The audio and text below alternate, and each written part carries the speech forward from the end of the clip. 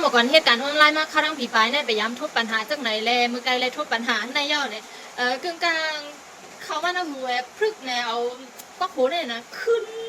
โหเนี่ยใครมากก็ผิวค่ะเนาะการนี้เขาหับหยามเลยเนี่ยมันที่เราโหใครหัวงานที่ค่ะเนาะการที่ว่าเหตุการณ์ในหัวใครหัวงานเนี่ยน้องบอกก่อนตึกกล่องใส่ตอนเลี้ยวเนี่ยค่ะเนาะ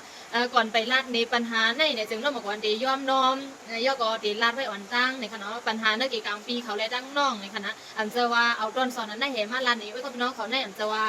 จะลำปีเนี่ยค่ะเนาะย่อก็ยินจงขอบใจปีเขาอยู่ยันตั้มเจอคู่ของเขาคาริซิเจอร์ปีกว่าเนี่ยค่ะนะปีเขาในซิเจอร์ปีคู่ของสังหลาเพราะว่าเนี่ยจึงยานาฟ้าเขาคาเฮ็ดโปรโมชั่นตั้งจุ่มในตัวหนาจะดื้อนึงหรือเนี่ยปีเขาได้สั่งว่าตั้งจุ่มค่ะเนาะไว้สีปีเขาได้ซิเจอร์ปีกว่าน้องบอกว่าซ้ำกุ๊บสนาตาสีเพราะว่าเจ้าคู่ของเขาขายย่อมันดีมีไซเอฟเฟกมามันจุดกว้างสังสิเนี่ยมันเป็นตัวหนาก้นแพ้ง่ายเลยก้นเป็นปัญหาหน้าชูเก้ในขณะก้นเป็นปัญหาหน้าฟ้าเนี่ย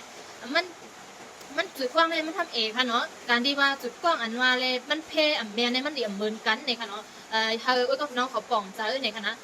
การที่ว่ามันเพเนี่ยซ้ำหน้าเขาติดโคมเลยติดพวกการที่ว่ามันจุดกว้างอันว่านั้นมันติออกซิวโยแล้วมันติอ่ำโคมค่ะนะมันเดี่ยมป้าโคมค่ะเนาะมันติเสียบอีดเลยมันติออกกลุ่มซิวมาติ๊กเจอไหนกล้วยเนี่ยค่ะนะมันสืบเจอที่ไรแต่ว่าเพราะว่าหน้าเขาติดโคมติ๊กเนี่ยถึง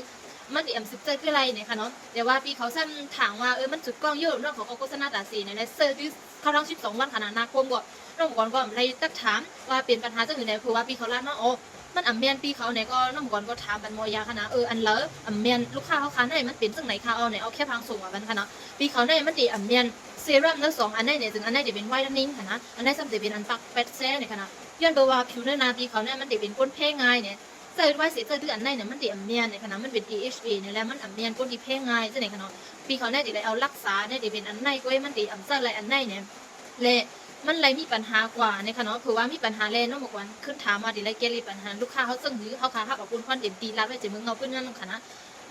มอยาว่าเขาค้าเฮ็ดออกไว้อย่าเกกล้องเยาอย่าเกกล้องในเขาค้าส่งกันลูกค้าเขาจะคือเกกล้องเลยเนี่ยก็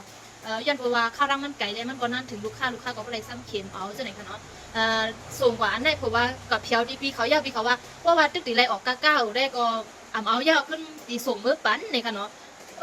เขาค้ามือนื้อไรขำจะถึงค่ะเนาะก้าวอ่อนไป